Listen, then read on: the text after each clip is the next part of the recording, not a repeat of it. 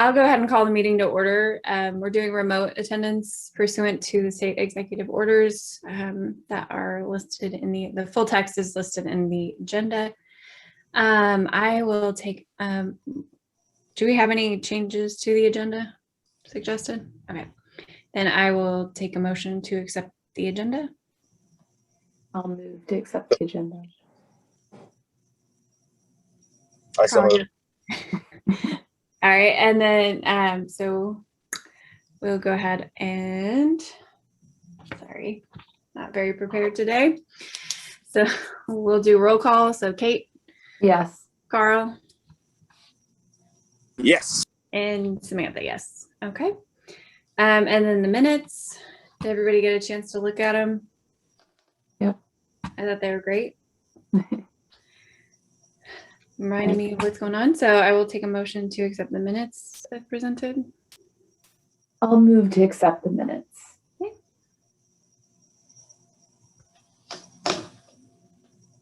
Carl, you're our only other board member here. Oh, I'm sorry. I was walking back in my office. One more question. Yes. What? Repeat the question for me.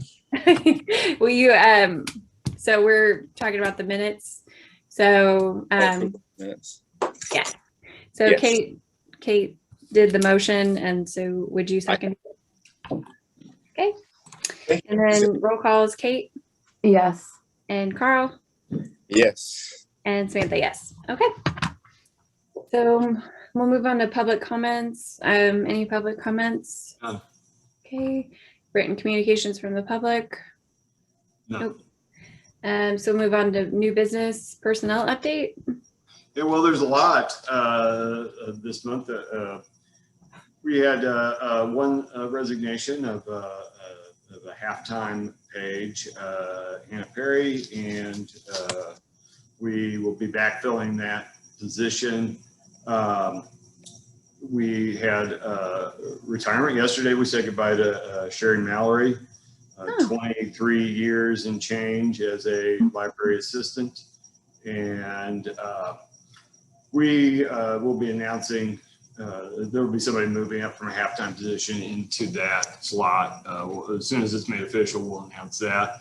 And then we'll backfill that halftime library assistant slot. But, you know, 23 years Sherry's been here, and she's actually served on 2 library boards. She was on the Rolling Prairie Library Board back at, well, before it was IHLS, there was Rolling Prairie. And she was, and this is an elected position, she was a member of the Mount Zion Public Library Board, which is, you know, kind of cool too. Oh,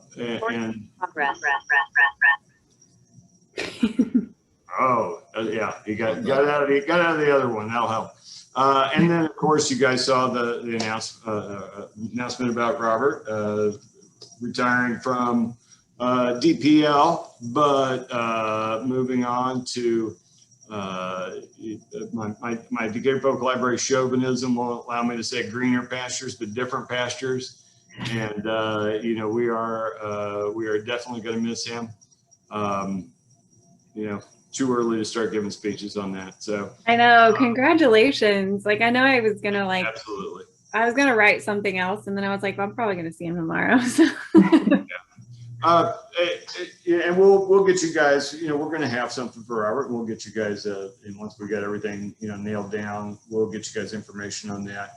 And as to, you know, the changes resulting from Robert's moving to Wisconsin, that's hopefully by the end of this week, which is tomorrow, I will name an interim for because Robert wears a couple of hats, official hats. I will name an interim for the circulation department head, and in the interim for Robert's administrative duties, we're going to take those over the best we can between Michelle and Betty Jo and I. And I anticipate probably sometime around late August, early September, we'll have some decisions made. You know, I pick up the bulk of Robert's duties that will spur me to move quickly and make some decisions. But what we're going to do now is we're going to do just some stopgap interim stuff, and we will think this through slowly and carefully and see what we can make work. So Okay. that's where we see a lot of personnel stuff, and this could lead to other, personnel changes, and it could lead to structural changes. I'm not sure yet. Okay. Organizational structure. That's awesome. All right. Anything else? Robert, you want to say anything? No, actually, he said it all. Basically, it's just an opportunity.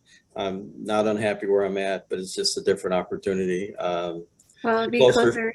Yeah, closer to my wife. 6.5 hours away is a little bit. That's so a lot.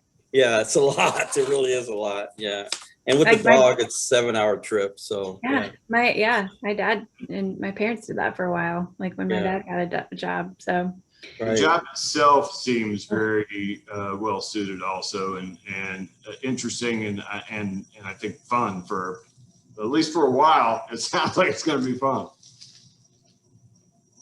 we will miss you though for sure. Absolutely losing a valued asset of the Decatur Public Library. Mr. Edwards is definitely my man. And I think the first time I was definitely not the first time I met him, but the first time I really met him in a professional manner, and was with the Secretary of State coming to the library and having an event there with some youth there. So it's been a journey, obviously, and seeing me join the library board since then, and all the different things that I've been doing. So definitely sad to lose you, my man, but glad to know that you're going to do things that I said, making your situation a little bit easier. They said that 6.5 hour commute is definitely something serious. I know how Right. Oh yeah, right. And that was what you pointed out there, Carl, when the Secretary of State, that during my tenure here, which is a blip on Robert's tenure here, that was one of the highlights for me. I mean, the Secretary's handler said, "Hey, photo op, in and out 10 minutes." 45, 50 minutes later, he's still talking to the group, and he seemed like he was having a great time. It was I think a great success. So. That was Project Next Generation, wasn't it? It was, and I mean, it's cool because they're still using photos from our Decatur Public Library for their marketing out there. So when they go to other libraries and talk about Project Next Generation. So don't be surprised, Carl, if you see your photo jump up out there somewhere, for Be a baby in that picture, right? Yeah, right. It's been probably about 5 or 6 years ago at this point in time. So yeah, it's been some changes. All right. Well, we will move on. Is there any other new business? No. So we'll move to DEI. And I mean, we got the proposals from Robert, sent those out. I haven't had a chance to look at them yet. Right. The plan. I sent out the proposals, and so I was working on a doodle poll now to get a meeting so we can have those arrangements, the priorities, the rankings rather, who's top, who's the next one, so we can go ahead and start looking at who we want to bring in. So I'll be working with this, even if it takes me, after the 30th, if you guys allow me to. I think we should have someone on board or ready to move to our next step by mid-July, I believe, because there wasn't, there's like 3 serious ones that we can look at. I think the top 2 are probably the ones that we're going to be, I don't want to influence anybody really, but that have given us the most to work with. So that's sort of where we're at there, and having said that, I mentioned to Rick that we have done a lot of work in-house since last year. We've done audits with our children's departments, our literature, our, the books that we're bringing in. We raised awareness in the building, with different programmings having staff attend some of our some programs that were held by ALA, I think, and PLA. So and we've had, you know, just different webinars and things like that being circulated all the time, I think on a monthly basis, and a lot of that's through Alyssa to staff so we could participate. And so I think as a library, we're heading in the right direction. Yeah, I mean, I think like even just because I get a stack of books every week from the children's department. So even the selection, like I'm getting like different like cultures and different, like it's just like different backgrounds. And so I think that's really cool. I mean, I'm assuming it's thoughtful, but it's really cool to see. So. I think the vast majority, the very good point that Robert made, I think the vast majority of the staff in the last year has gotten at least some DEI, anti-racism training in the past year. And most of us more than some. So that's a really positive thing. Right. And I think, you know, adding to that, I believe, you know, what we've done has not been, it's not just happened, it's been calculated, it's been considered.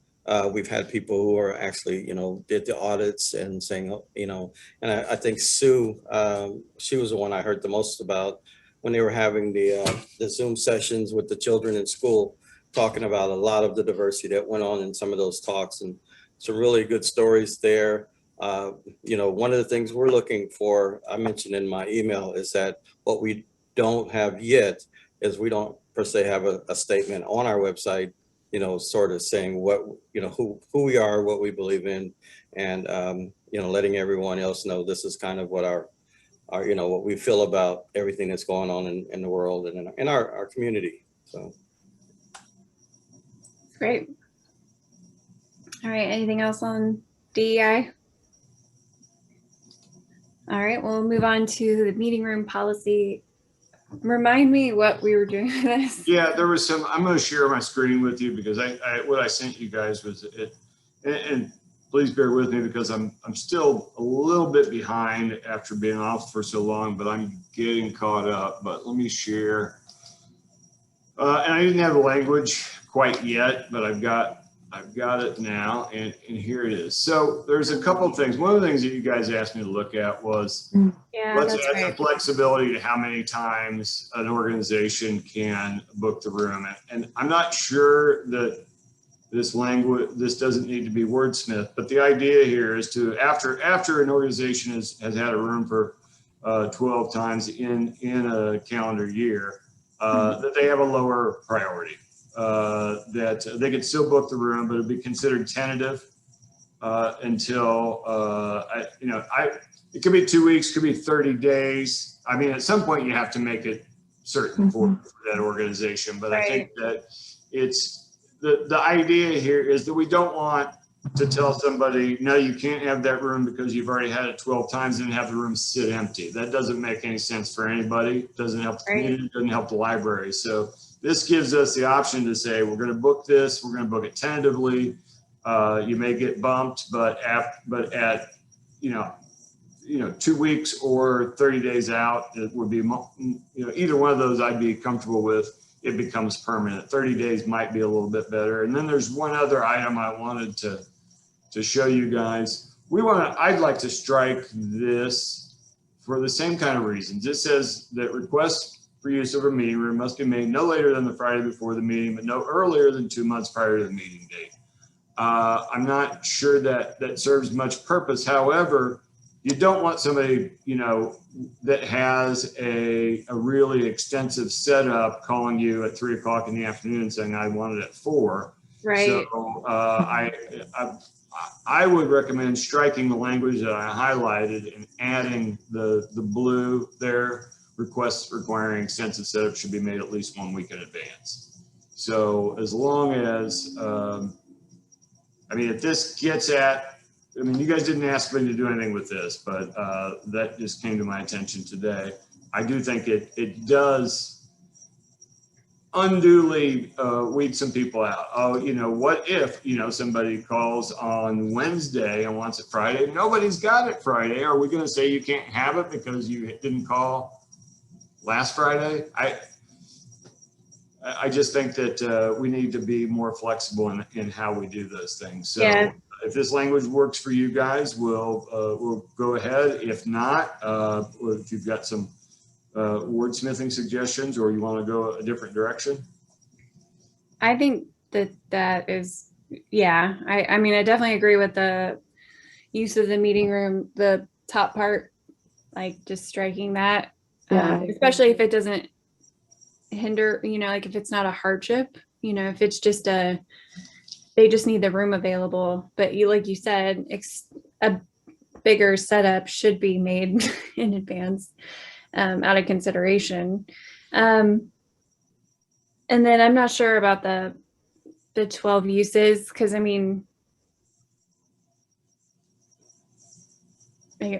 or maybe like we just put may like rent like priority, like make it just like have it priority at 12 times, like they get the bookings that they want 12 times, and then like I don't know, that's hard. It's for rent to book because not everybody is paying to rent anymore. So Right. Let me make that change. Well, yeah.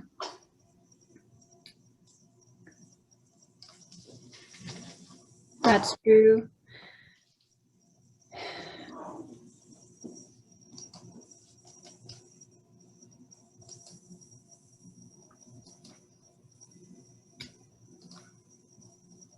And I think 30 days is better, because I mean, if they're going to market in any way or something like that, like they need to know for sure. Yeah. I think you should clarify also in that second clause where it says "and those bookings," which bookings you're referring to. Mm-hmm. Let's see. So I was pointing at my screen like you could see. think- but- yeah. I don't know. I think it needs to be.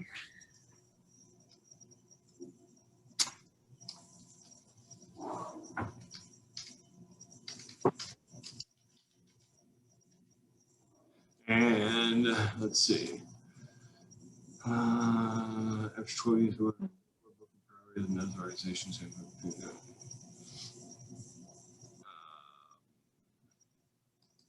any suggested language for clarifying language for that? Maybe break it into 2 sentences. So like after we're, yeah. And then you could say, let's see, Booking, like just remove those. organizations with lower priority bookings. How about just lower priority, these lower priority bookings? Yeah.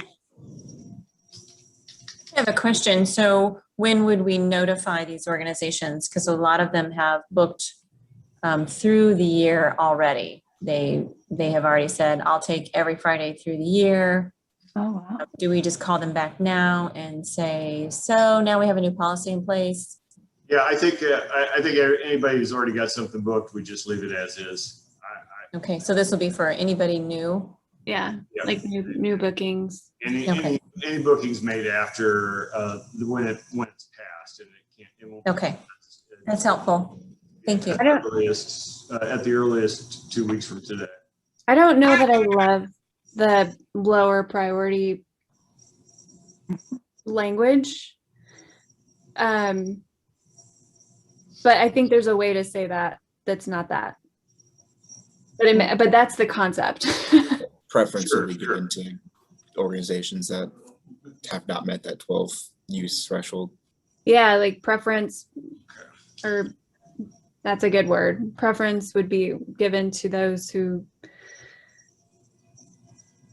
So like when a gas station says, we're going to give you a cash discount, when really they're just charging you more to use plastic.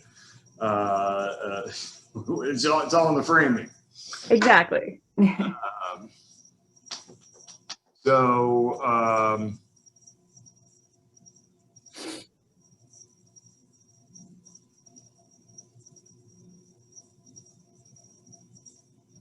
how about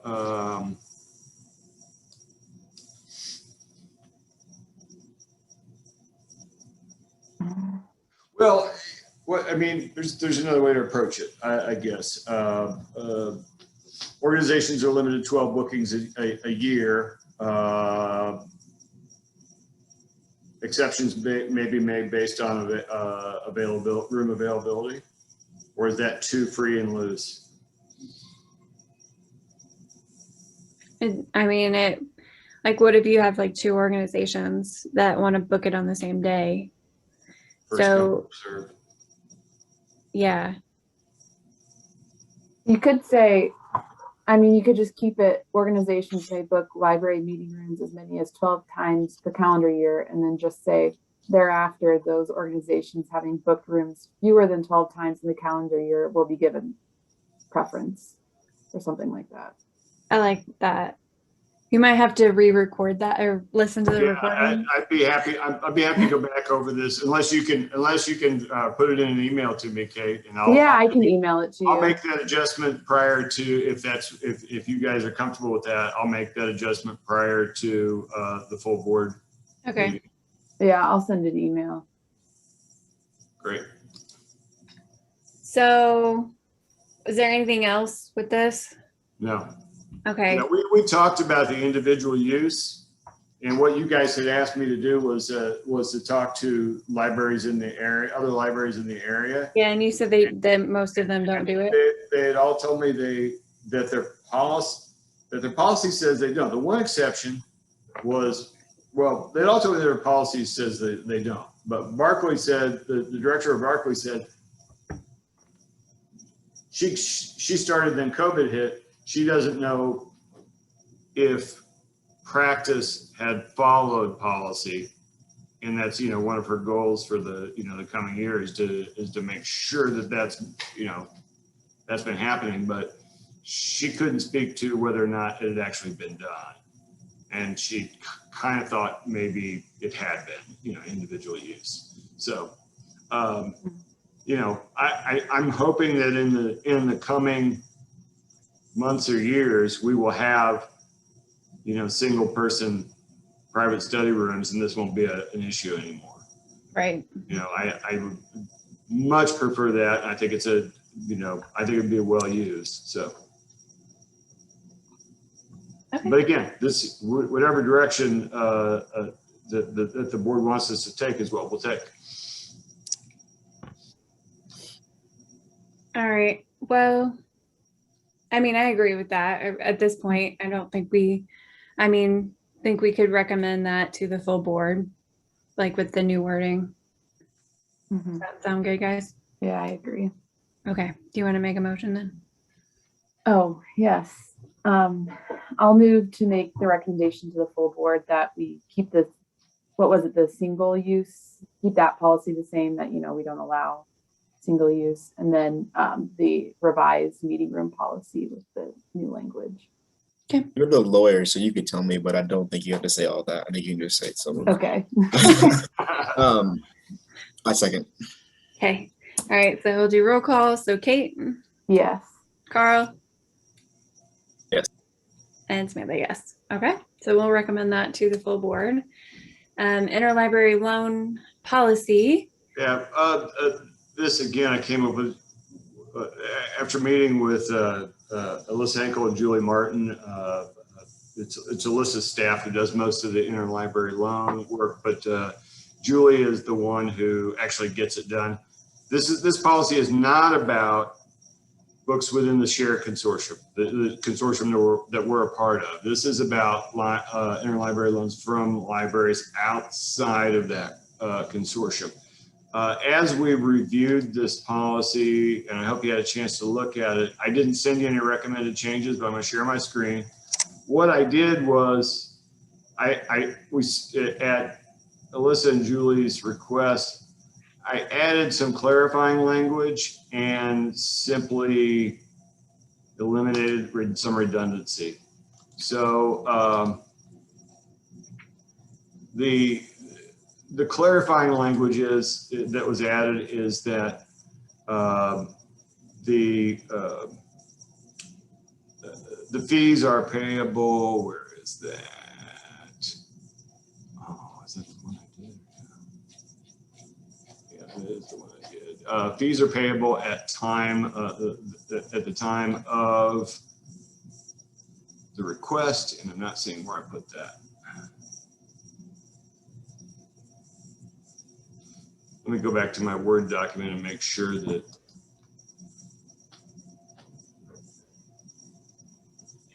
So is there, Go ahead.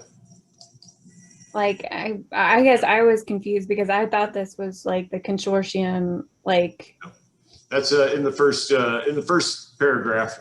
This policy covers interlibrary loan activities outside of the agreements and policies established by our membership in the share consortium and IHLS. you see how well I read this policy. Well, it's mind-numbingly dull, but it's important, to guide us in in how to do it. Yeah. But yeah, it's not exactly it's not one of the sexier policies. It's it definitely will put you to sleep. But we added this language here that I've highlighted. Charges will be collected by staff at the time of the request, and that it's fully refundable because sometimes we can't get the book. And then I eliminated a lot of redundancy. So in the original policy here, it says that we're not going to attempt to borrow these kind of materials. Yes. And then And then it says later, at the bottom. and then later it says we're not going to lend the stuff that Yes. we won't borrow, and then we list the same thing again. So I just kind of squished all that together and completely eliminated the second part and put in here that doggone, I'm sorry, here we go. That we will not attempt to borrow, nor will we lend. That's got a D on the end, and I will fix that. The following type of material, and instead of saying it twice, in one fell swoop, we said we don't do it, and that's part of the agreement that we enter into with OCLC. That if you're refusing to lend certain items, you can't ask to borrow them either. Yep. And we also, this is for our patrons, edification, more or less, that we can try to get bound periodicals and textbooks and new materials and ebooks, but we're usually not successful in that. Yeah. Okay. And those are the only changes. I'm good with those changes. Anybody want to recommend? I so moved. Okay. Second. All right. So we'll do roll call. So Kate Yes. and Carl Aye. and Samantha. Yes. Okay. So we'll recommend that to the full board with those changes that Rick made. So we'll move on to other. Only other that we had was board members. So Yeah, I just I think that while we do have a couple of candidates that the mayor has asked me to sit in with an interview with her next Friday, and I think they're promising. I've learned you don't catch chickens, and although a couple of board members whose terms expired on the 30th have agreed to stay on, it's a lot to ask. it's really a lot to ask. I've learned that that it doesn't always work out that way either. And then some of you may not know that Amy Stockwell's term expired on the 30th, and as of a day before that, she became ineligible to serve because she no longer owns property in the Decatur city limits and does not reside here. So she let her term expire. So we're down to 5 board members. I mean, assuming that at some point Greg and Michael will go, and the 2 candidates aren't seated until they're seated. And I think we really need to think, long and hard about who we want to recruit.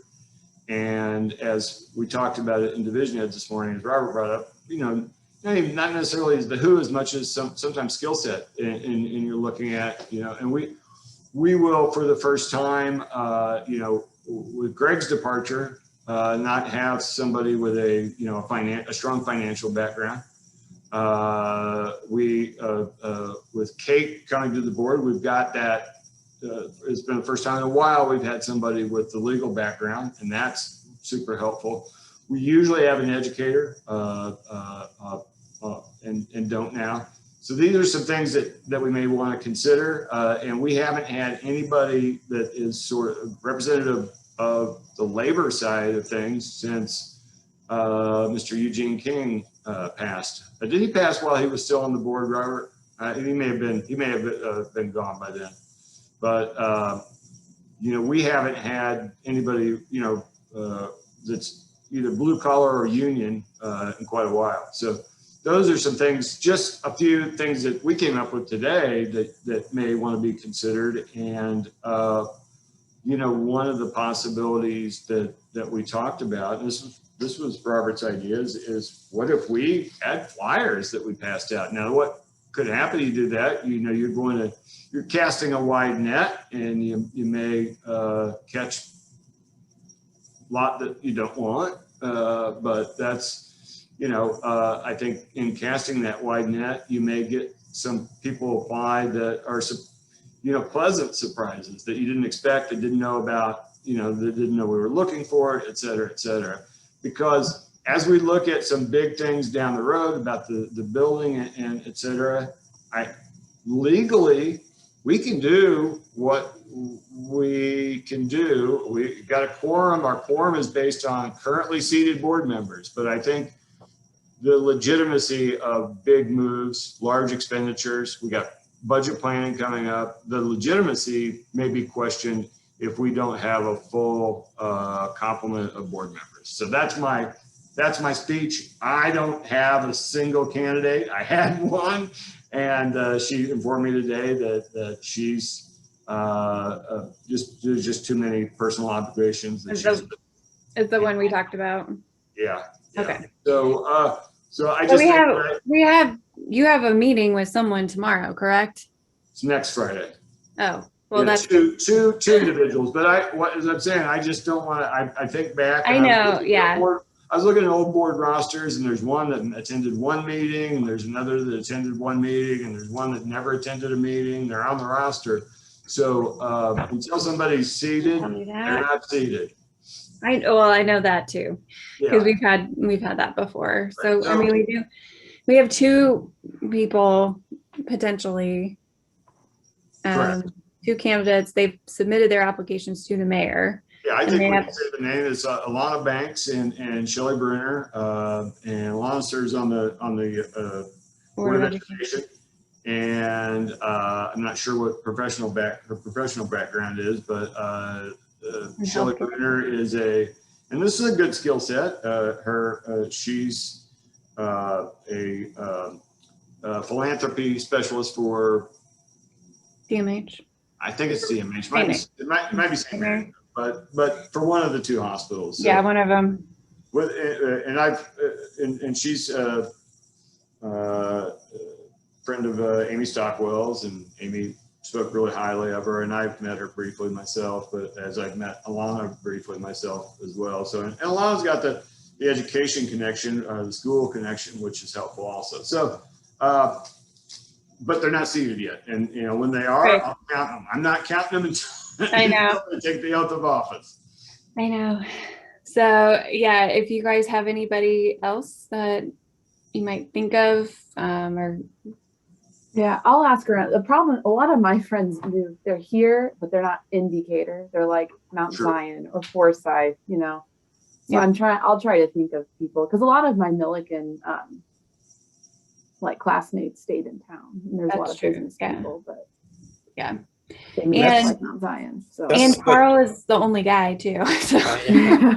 That's what Rick and it was mostly about casting a wider net, because we actually have more professionals come to the counter who, if they knew the commitment, if they the commitments you know, a couple days a month, then that might be an easier, you know, it might be easier on some of them, because I think sometimes people don't know the commitment for a board and they think, oh, you know, I don't know.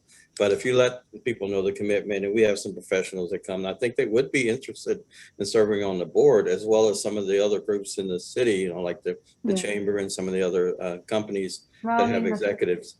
the foundation's always looking for members. And we're happy to print up some flyers and send them to you guys to just, you know, make sure that it's acceptable. As long as this is not an action item, but if, you know, if anyone of you three objects, that we'll stop right now. But if anybody's okay, I'm going to proceed. And I would be okay with that. I am worried about the time commitment if we get a lot of requests or a lot of interest. so I think why a don't you and I- flyer why would don't be you and good, I even outside- though just for us to hand out to people, like even if we're not posting it, you know, like on the website, at least we have them to give to people and they have something Right. to hold on to, which helps a lot, I And think. because I have had, I mean, because then we met, for me, I'm reaching out, you know, I know the mayor's doing it too, but Yeah. like I was talking to Alana and then we met. And so that's another hour. So that's my concern. I'm also working in school and Sure. child, Right. things like that. So Totally makes sense. yeah, I would be yeah, that would be fine with me. Like if you guys want to do that. So why don't, if you have time in the next day or two, maybe tomorrow, Samantha, if you've got time, give me a call, maybe lunch or something, and we can talk it over. I'm off tomorrow, but I'll be traveling like half day. So Yeah, or next week, we can get, you know, it won't take us long once we get, you know, won't take us long to get, we've got some people who are, you know, talented in graphic. they're very talented and very creative. So, so anything else, any other old business? Okay. On that last piece before we hop off, one, taking full credit for a lot of things. Two, Yeah. I have other people that I can drum up in my mind. I guess I didn't really think about some aspects of that. It's like, you know, people that want to be on boards in general, as opposed to may have an interest in the library board, but obviously you want someone who it's going to push the needle forward, make sure the library's in a good position. So Yes. And also like when we were talking to Alana, I was like, you have time for this because it feels like a lot. And I don't know if it's just me because it is a time commitment. It's, you know, could be like an hour and a half, you know, every couple weeks. So if we have a full bunch of stuff going on, so.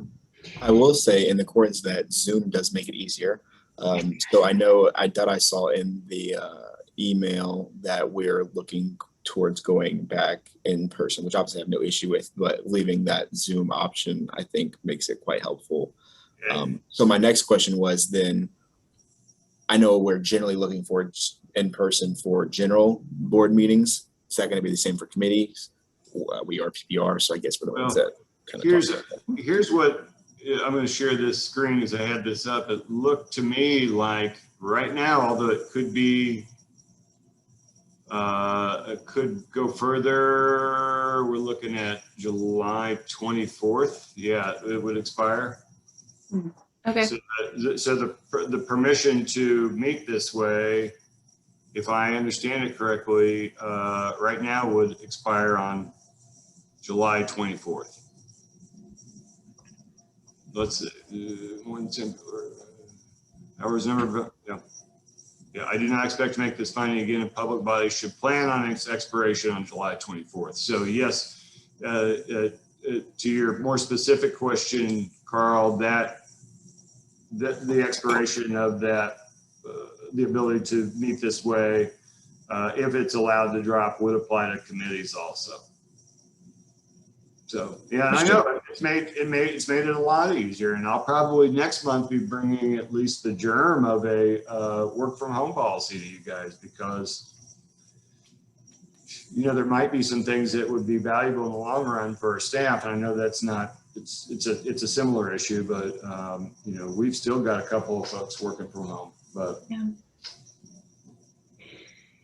Yeah, it is nice, That's but right. I mean, it is nice to be in the building. Like Kate and I were there like at the Mhm. last board meeting and it was like, Yeah. oh, you're real people. Like, Mhm. I mean, and I'm in the library anyway, every week anyway, but still to like sit and have a meeting is kind of cool.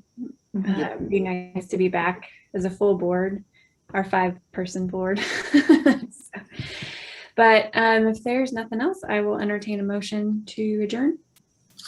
One last thing, and it may Oh. be more equipped for a different time, though everyone that I want to be there is on this call. So it's kind of just taking advantage while I have it here. We've loosely discussed having the senator stop by the library to tour that situation. She's going to be here twice within the next kind of week and a half. And I know definitely want to get stuff. I want Robert to be there before he leaves, obviously, to leave us, so to speak. So I'm trying to get on it as soon as possible. So maybe even like next week.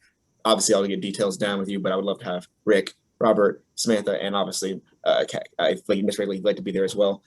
Any board members should make that opportunity available to them. So just wanted to put that on people's radars before we get out. If we have more than three, we've An got open a, meeting. Oh, it's an open meeting. so two. Okay, got I don't budget, have to be two. there. So yeah, that's fantastic, and you know, thank you to Robert and Carl for you know, making that happen. You know, the last time Carl came with the state senator, I thought we had a really good visit, and I'm glad that Senator Turner wants to meet with us as well. Yeah, I'm available. I just need to know ahead of time so I can put it on my calendar. But Maybe you can shoot for like Thursday or Friday. So Yeah, honestly, like a week from today would be great for Thursday. So well, and I'll be out of town Monday, Tuesday, and Wednesday. That's what. Yeah. I mean that other thing that we were talking about earlier is on Thursday. So like, Oh, that's why she'll be here in town. So stars are aligning a little bit. Hopefully, it works out. yeah. So all right. Well, then is that everything? All right, then I will entertain that motion to adjourn. I will move to. Okay. Okay. So Kate, Yes. Carl, Aye. and Samantha, I guess. Okay. So we are adjourned at 5:14.